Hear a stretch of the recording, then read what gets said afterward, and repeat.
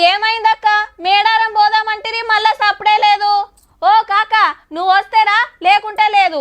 ఎల్లుండికి ఇల్లుండి అంటే నడవది, రేపే పోవుడు. నీకు ఎన్ని మాటలు చెప్పాలరా? గీ ఆటపిల్ల చాలుతాదిరా మనకి, పెద్దది తీసుకో. అరే మేడారం జాతర అని వాట్సాప్లో ఒక గ్రూప్ పెట్టరా, ఎవ్వలం ఫోటోలు తీసినా అందులో కొట్టాలి, సరేనా? అబ్బా ఈడేంద్రా నాయన, అట్లా పోయి ఇట్లా రావాలంటాడు. 3 రోజులుంటే ఏంద్రా? ఇగో గిట్లున్నాయి అబ్బా మేడారం జాతరకు పోయేటోళ్ళ మాటలు. రేపే మళ్ళా జాతర చాలా అయ్యేది. మరి అలా ఏం నడిచిందో చూడాలి కదా. చలో మేడారం. జాతర కోసం మేడారం బయలుదేరిండు పగిడిద్దరాజు. మహబాద్ జిల్లా పొనుగండ్ల గుడిలో పడిగలేకున్న వెదురుకర్రను అలంకరించి పెళ్లి కొడుకుని చేసిండ్రు. డోలు సప్పులు శివసత్తుల సిగాల నడుమ చిన్నగా గదిలేండు. అడవులు దాటుకుంటా 80 కిలోమీటర్లు నడవాలి కాబట్టి రాత్రికి పసరా దగ్గర నిద్ర చేసిండు సమ్మక్క పెన్మిటి. బుధవారం పొద్దుముఖంగా మేడారానికి వస్తాడు. అటుకెళ్లి కన్నెపల్లికెళ్లి సారాలమ్మ, కొండాయికెళ్లి గోవిందరాజును కూడా తీసుకొచ్చి గద్దెల మీద కూర్చుండబెడితే జాతర చాలైనట్టు. ఇక బేస్తారన్నాడు చిలకల గుట్టకెళ్లి సమ్మక్క వస్తుంది.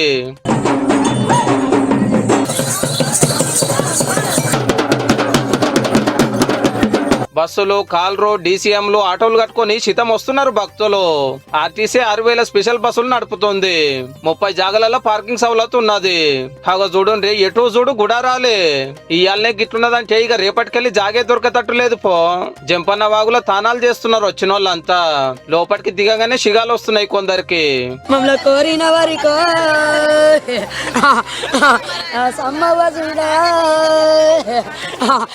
ఈడికెళ్ళి గద్దెల బాట పడుతున్నారు.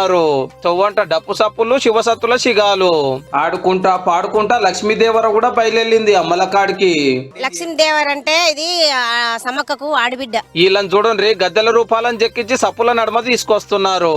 సమ్మక్కకు నిన్న ఈ భక్తుడు ఏం పలికిండంటే, రానున్న కాలముల ధరల పెంపు మాత్రం రెట్టింపు అయిపోతుంటరా. కొందరు కోళ్ళని ఎగిరేస్తున్నారు. పానం మంచిగా ఉండాలి, కోరిన కోరికలు తీరవాలని. కోళ్ళు ఆడనే దొరుకుతాయి. అచ్చం ఎమ్లాడ రాజన్న కోడెల మొక్కినట్టే అనుకో రాదుండ్రే. 10 సార్ తల్లి 10 పిల్లకు 10.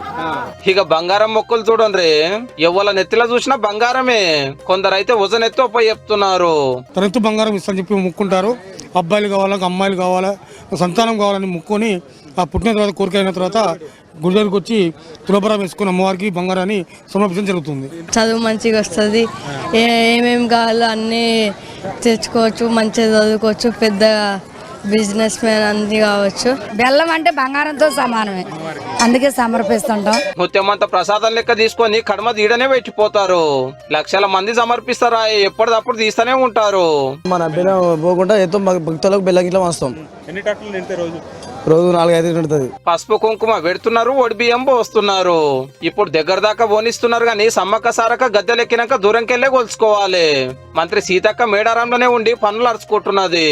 గతంలో చిన్న చిన్న లోపాలు ఉంటే కూడా అవి సరి చేసుకొని ఈసారి అట్లాంటి వాటికి ముందే కౌన్సిలింగ్ చేశారు. ఈ దేవతల యొక్క గౌరవాన్ని, జాతర తీరును బయటి ప్రపంచానికి ఇంకా విస్తృతంగా తీసుకెళ్తే ఆ తల్లుల యొక్క గొప్పతనం తెలుస్తుంటే చాలా మంది వస్తారు. ఏడేం జరిగినా తెలుస్తట్టు 500 సీక్రెట్ కెమెరాలు పెట్టి 14,000 మంది పోలీసులు బందోబస్తులు ఉన్నారు.